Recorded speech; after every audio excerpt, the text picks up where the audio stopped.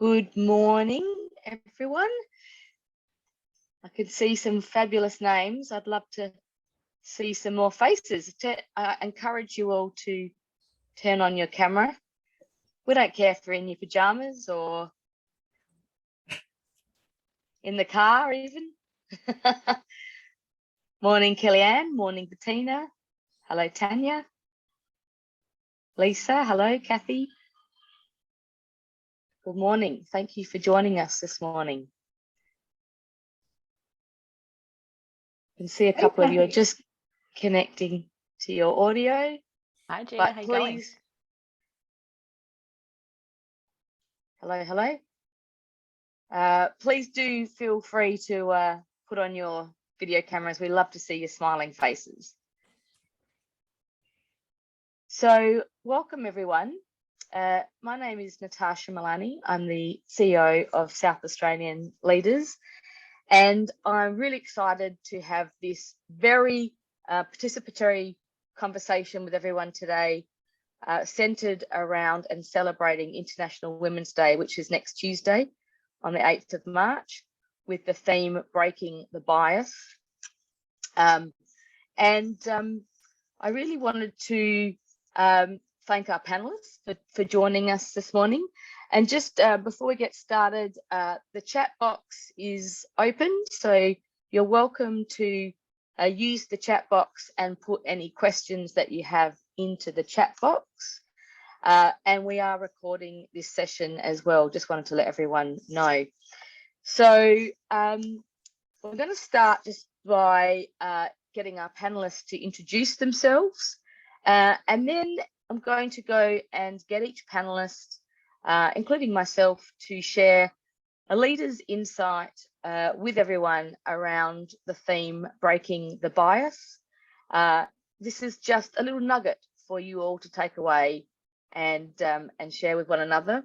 Then we're going to reflect on those learnings, and we're going to open up for Q&A, of which I've already got a couple of questions from some of you. So, but I do encourage you to have a vulnerable conversation. Today's about vulnerability.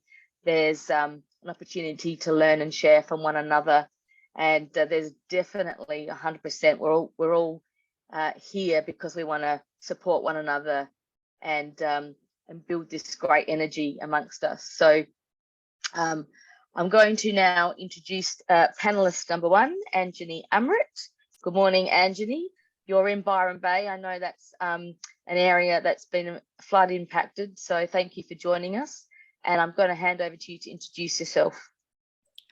Thanks, Natasha. So I'm in a shared space because we have no internet, no fuel, no food. And so it's a miracle that I'm here today. And it's a joy to be here. I'm a holistic leadership expert and a women's empowerment advocate. And my business helps grow conscious leaders. It advocates for women's empowerment, helping women overcome their own sabotage and their unconscious bias. And we also mobilize change makers, so people who know they came here for a bigger purpose, to make this into their reality. And we do that through private mentoring, group trainings, profound purpose retreats, and speaking. And I just launched my new book called Corporate Dropouts. It's a multi-author book sharing the stories of 18 women who left their 9-to-5 to pursue their passions and their dreams, and did it successfully. And we became international authors last week, so it's very exciting. Thank you. Thank you, Anjani. Gina Brooks, welcome. Hello, thank you, Natasha. Hi, I'm Gina Brooks, founder and owner of learning solutions company Training by Design. And since 2004, I've been developing and mentoring women to build their leadership skills and confidence, so they're more effective, not just in their leadership, but also in their own selves as humans. So really focusing on their internal well-being and resilience as well. And I deliver workshops and mentoring for women to help them find their unique strengths and apply these unique characteristics and their own personal values in their leadership role. And the whole purpose, of course, of being a more effective leader is to be able to successfully execute their business strategy and communicate more effectively with their teams, their colleagues, and their managers. And I'm also an industry expert on the SA Leaders Network, working with Natasha since 2017 or wherever that started. So thank you so much to Natasha and to the panel. And finally, Imelda, and welcome. And now, just before I introduce you, Imelda, I also think we've got Sandy Vishaw on the line as well. So welcome, Sandy. Sandy's our Lord Mayor in Adelaide, which is a nice segue to you, Imelda. Okay. As a councillor in Sydney. Good morning, everyone. My name is Wasicum Imelda Davis. Wasicum is a traditional name that I was given by the Council of Chiefs in Vanuatu in recognition of leadership. I'm the founder of a not-for-profit organisation, a voluntary, called Australian South Sea Islanders Port Jackson, based here in Sydney.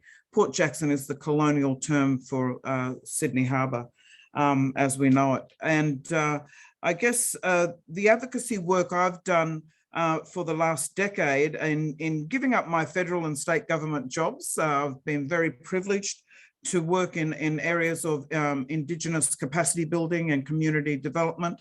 But I've been pouring those skills into raising the profile of a community that's otherwise forgotten, and that's the Australian South Sea Islanders, who are descendants of Australia's Pacific slave trade.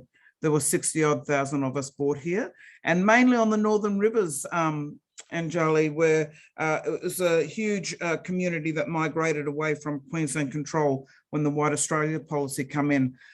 Through that leadership, I've been very fortunate to be invited to campaign with Team Clover, and I am now a City of Sydney councillor and the first Black woman to actually sit on that council in breaking that systemic bias. Thank you. Thank you, Imelda. Now, I'm going to invite each of the panelists to speak for 3 minutes. Now, I'm going to put a hard stop on you all just so we can stick to time. So, Gina, I now invite you to share a leader's insight with the group. Okay, 3 minutes enough now. Let's go. One of the things that we do in our workshops, and we talk about unconscious bias, is to actually help women do something really practically. And something that we can do when we're in that position is maintain our own personal boundaries.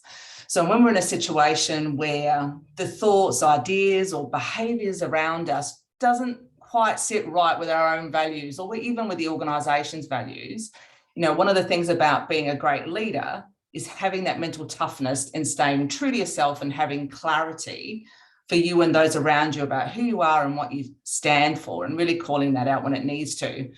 And so setting and maintaining our personal boundaries and communicating them consistently is something I think anyone can do today. We can put something into practice today and really apply our own personal strengths and unique characteristics and add more value to our organisation. And when I'm talking about setting boundaries, I don't mean asking other people to change and how they respond to things. That's a request. And as soon as we do that, we're requesting somebody else to make a change, we're actually giving our control away. I'm talking about boundaries that we are prepared to set with ourselves around what we accept and how we respond to any breaches around that, because you have control over some of your own boundaries. Really critical that we do that, not only to manage our own personal brand and be consistent in our leadership around our organisation, but it's avoiding burnout that is most importantly here, as we are constantly battling in places where we are caught up in the bias around us, or even in our own, and we're working against our personal values, is emotionally exhausting.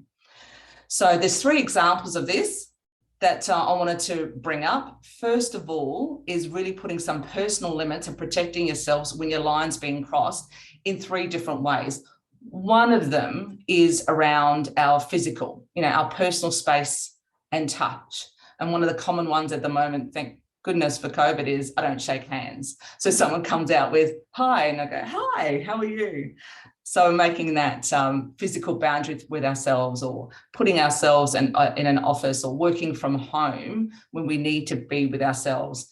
The second one here is our own mental boundary, and that is about applying your thoughts, values, and opinions, and really protecting that. I will share my ideas. I'm not falling victim to someone's mother manager syndrome. We can talk about that forever. And really making sure that you're amplifying yourself.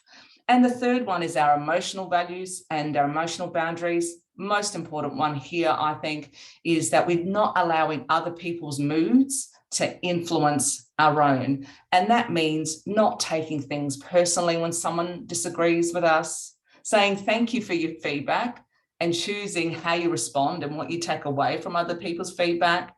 And mentally, it comes from, instead of, they don't like me, they don't value my opinion, more they're in a bad mood, or they're just having a different opinion on the situation and not focusing on what you do. So this is my tip.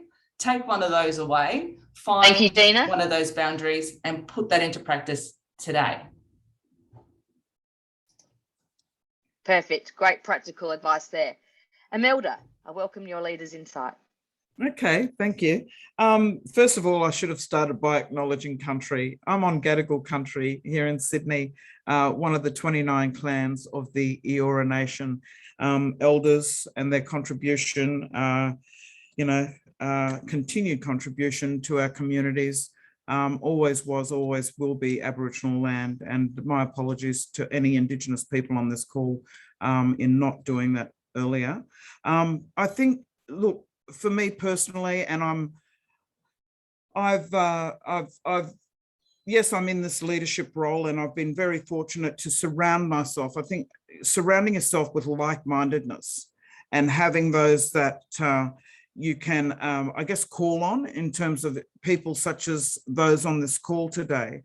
But in finding your way and always remembering that we are natural born leaders. We are always at the forefront of change in terms of first responders, if I can use that term, for our families, for example. A mother leads in a whole another capacity in sort of ensuring that we find our way with our families and navigating the challenges in life. And this is how I'm equating some of my experiences in being brought up in a very strong matriarchal family, where the men, through the systemic, I guess, discrimination and racism, were taken away from us. And we had to lead. We had to take responsibility. We had to go out. I had to go out and farm with my nana as a young girl, and that gave me very, I guess, resilience and skills that I could apply to some of that education and training that I experienced in being very fortunate to work in a film and television industry. But then stepping into that as a person of color, it's a whole nother ball game, because then it's it's quite challenging to even deal with the discrimination that exists on top of that systemic bias that occurs for us. Even in terms of education, training, and cultural awareness will help break some of those cycles that we see embedded in corporate arena, I guess education systems, and also speaking your truth. It's really important that you ask questions.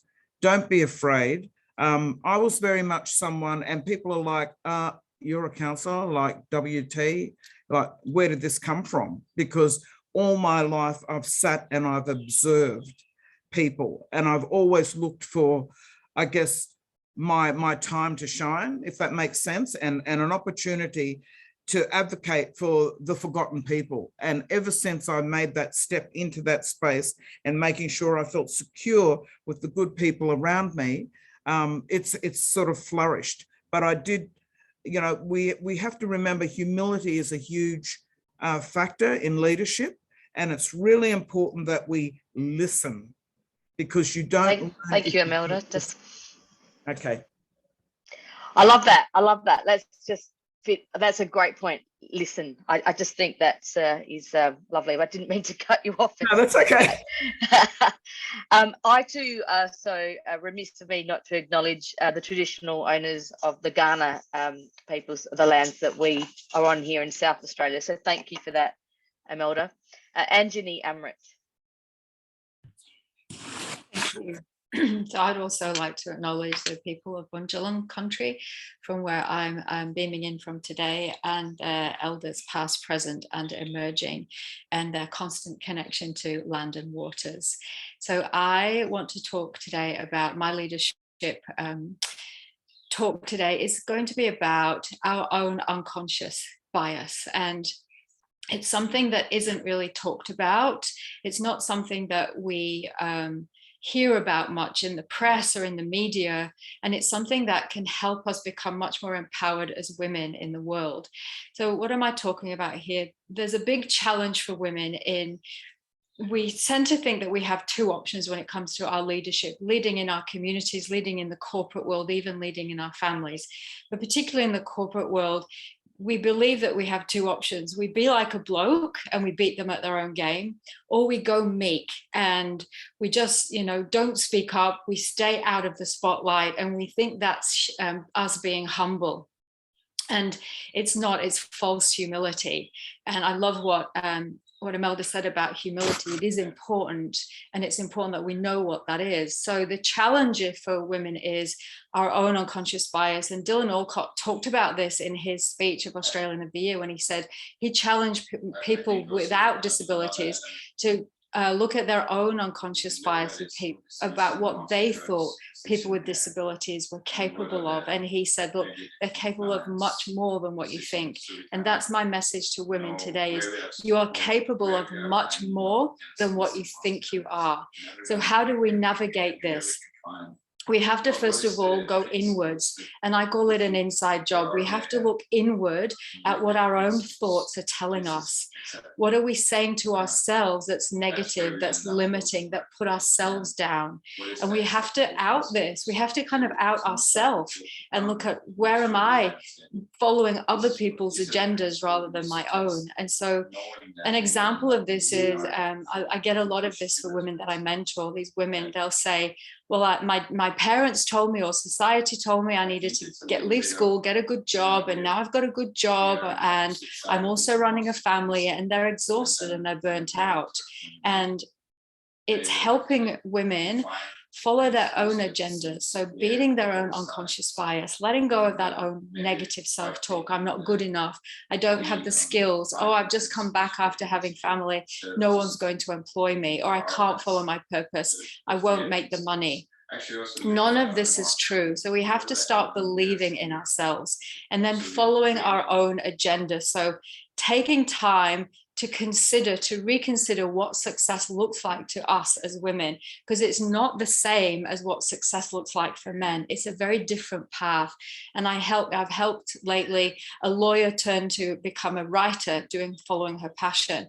A woman who's worked for the government for many years become a coach, and a leader in a large organization create her own position in that organization in a way that she's now being able to bring holistic leadership into her work. So that's my message for today. Stop thinking by habit and start thinking by choice, and look in at yourself rather than outside to the world for your agenda. Thank you.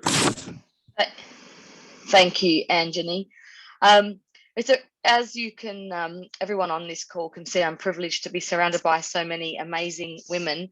I want to share a few insights for myself, and I undertook a very interesting process in the last couple of years, which was to be assessed as a foster carer, and it was quite a confronting process. But one day, the lady that was assessing me, it wasn't training, it was an assessment. She said to me, and I actually learned so much from the process. She said, Natasha, you are a true leader. She said, I want to share something with you. And it was, vulnerability leads to authenticity. And it is authenticity that leads to greatness. And I stood or sat in front of her and I said, well, if anything I get out of this process, apart from doing something good, was that statement. And I think the other thing, you know, running an organization which is around leadership and supporting the growth of great businesses and business people, and some of the members of SA Leaders are here today. That vulnerability piece is really interesting for me, because sometimes I have to pretend, I think I do, which is my bias, that I have got everything cool, calm, and collected. But there are certainly times when I don't. And I think Anjani, and I've been coached by Anjani for the last 3 years now, shared an insight with me, is that we teach what we need to learn. And I live by that every day, because I sit here in front of you all, and I am learning. And Anjani and I discussed putting this event together. And it was confronting for me, because here I am sharing knowledge with great female leaders, but still learning myself. And I think that for me in itself was a barrier that I had to overcome. And truly what I want to achieve. And I hope that we can all think about how we generate a new level of energy together. And we're all, when we do it together, we all do better.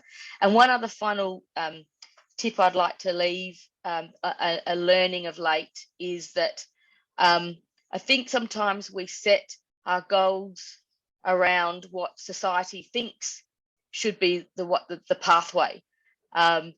You go to school, you go to uni, you get a job, you retire, and you have a vacation, versus an end goal which is visionary and breaks the bullshit rules, which I like to refer to. So if anything, I'd just like to leave you with a message that you can do anything you want, and when we do it together, we all do better. So I hope that resonates with most of you. And today is about vulnerability. And so now I'm going to just get Anjani to reflect on the learnings, and then I encourage you all to come up with some questions that you would like to ask. If you just pop in the chat box you'd like to ask a question, I will come to you and you can unmute your microphone. And I've got a couple of questions already here. So Anjani, thank you for reflecting on the learnings today. Some great learnings that I always get from these conversations. It's such a rich opportunity for us to all learn and grow together. So Gina shared the message that set and maintain and communicate your own boundaries, that this is how we align with our own values, and then share that in our corporate environments, in any environment, is so that we can avoid burnout and stay true to ourselves and stay true to our own passion. And she gave 3 amazing examples of physical boundaries, mental boundaries, so sharing your ideas and stepping up with your ideas, and also our emotional boundaries, so not letting other people's moods affect your own, not taking it personally. So thank you for that. And Imelda, you shared that it's important that you surround yourself with like-minded people. I totally agree with that. It's so important. And that we are natural born leaders. I love that. I never heard that before, so thank you for sharing that, because it's so true. We are the first responders as women, and I love that you were brought up in that culture that does honor the matriarch, because a lot of us haven't had that. I know I'm from an immigrant family, so I did too, so I had a similar thing. And don't be afraid to ask questions, you shared with us. And what you didn't say, but what you demonstrated, Imelda, was step into the spotlight, surround yourself with people who are going to champion your cause, and be brave and step into the spotlight. So thank you for that. And Natasha, a beautiful message today about vulnerability, that is a strength, and that you can do anything that you want. We are better together, and we don't have to have it perfect to get out there and speak and share our message. And in fact, it's important that we do share where we are at, so that we can come together and learn from each other. So thank you so much for that. And my message is basically, look at your own unconscious bias. It's a blind spot. It's not our fault, but we do have these blind spots where we put ourselves down. We go meek. And so it's about stop thinking by habit and start thinking by choice. I choose this, and follow your own agenda rather than what society or our parents put out for us. Thank you very much. Thank you. What a great list of nuggets of knowledge there. And if just all of you just take at least one of those and practice and do that in your lives from today. Now I've got some questions. Kellyanne, I can see you there. Good morning. Now, for those of you that don't know Kellyanne, she is the General Manager of the Zara Foundation, an organisation dear to my heart as the chair. Kellyanne, you sent in some great questions. There's 3 of them, and I want you to pick which one you want to ask. Thanks, Natasha, and thank you to all of the panelists. I think within my 3 questions, to a point, many of them have been answered just through the insights. Having said that, I guess in summarising the 3 of them into one question, what I would ask is, in leadership, there's challenges every day as a leader, but particularly as a female, we know that we have unique challenges that some of our male counterparts don't face. Can you share to me, as you've come through your career, some of these unique challenges which are attributed to being female, and how you've overcome them in terms of breaking the glass ceiling, I guess, in getting to where you are today? Thank you, Kellyanne. Imelda, I'll come to you. I think and thank you for that question, Kellyanne. I think, you know, for me personally, and with the challenges that we face as people of colour, First Nations community, Australian South Sea Islander communities, it's very much about that, not taking it personally and trying to push through, because we can get caught up in some of the discrimination that occurs for us, and it can really throw you off track. But I think the key to success is consistency and showing up. And if you show up, the rest will come. And I've demonstrated that through a number of projects that we've worked with just everyday people, grassroots people, not necessarily working anywhere, but in providing a pathway and opportunity, and those that want to be there will be there. And that's where you build on that success. But I never discriminate, oh, you don't have a qualification, or you don't have this, or you don't have a film and television background, or, you know, who are you? Or I don't know you, you're not my mob, and all that carry on. It's just about people, and you got to pair it back to humanity. You know, okay, someone might be having a bad day. I'm not saying I just cop it either. Trust me, I don't cop it. But at the same time, it's very much about, I guess, you know, being consistent and just knowing that no matter what they say, you're coming back and I'll see you tomorrow. Because that's how I approach a lot of challenges, because I'm a single mother. I've got 2 children, 31, 33, you know, and live in social housing, and we've worked hard to get where we are today, you know, and that's because of consistency. I think that's a big factor, and not to give up, and don't let anyone put you off. Thank you, Imelda. Yeah. Now, I'm just mindful of time, but I want to hand over to Anjani to ask a question. And for those of you that do need to leave, I respect that. But we are, I'm sure the panelists are happy to take your questions. Anjani, would you like to just share an insight, a brief insight, and then to Gina on Kellyanne's question? Sure. Thanks, Kellyanne, for your question. So the challenge I had was my own internal beliefs about myself, and how I didn't believe in myself. And even though I rose to the top as a corporate lawyer in my profession, and I worked at the top law firms in the world, both in the UK and Australia, I never felt good enough. And so I never fitted in. And for me, it was about self-worth. And for me, it's about an inside job. Every limitation that we have starts from inside of us and our own unconscious bias against ourselves. And it's hard to face these blind spots, because it's like, well, I thought I was doing really well. You know, I thought I was this successful lawyer, but inside of me, I had nothing. There was this big void inside of me. I had no sense of self. And that came from a background of coming from a working class background, or coming from a family of domestic violence, you know, I didn't have any self-esteem.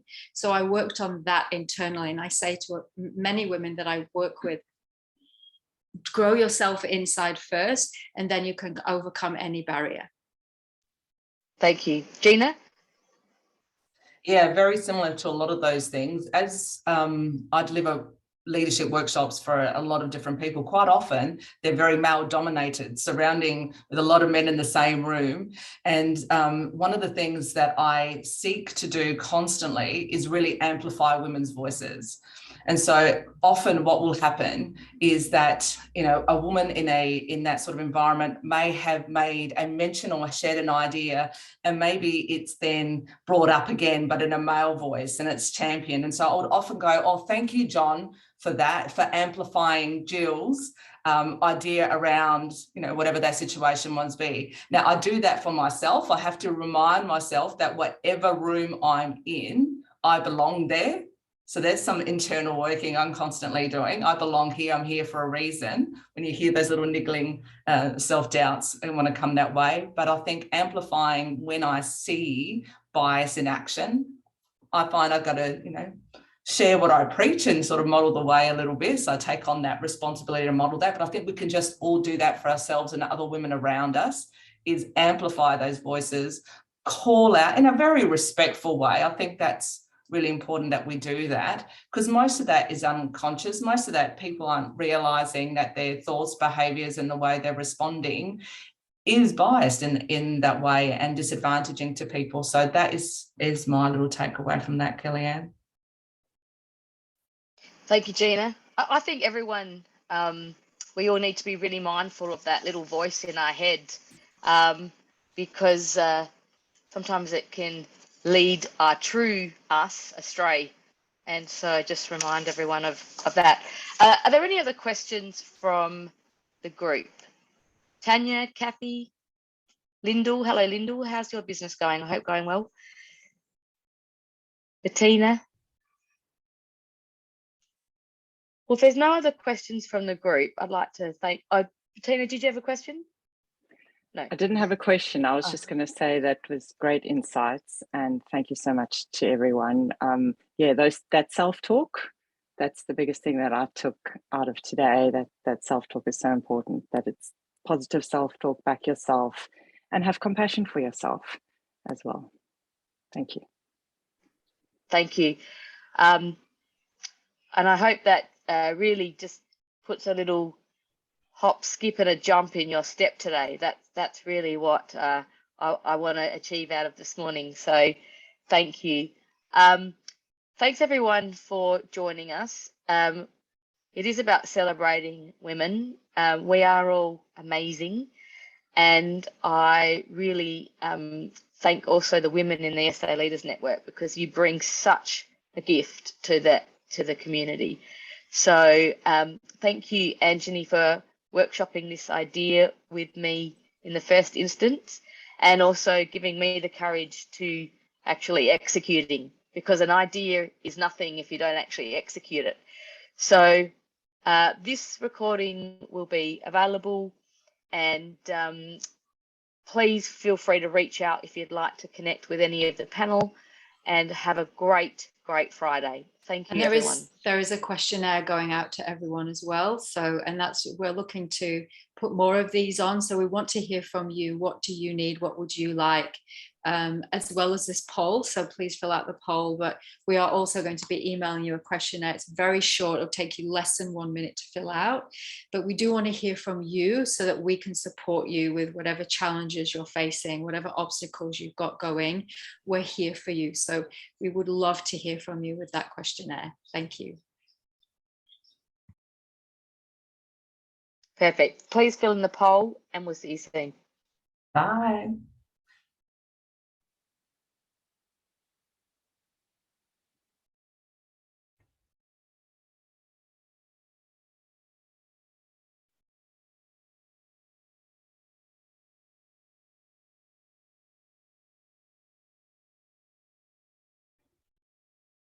Yeah.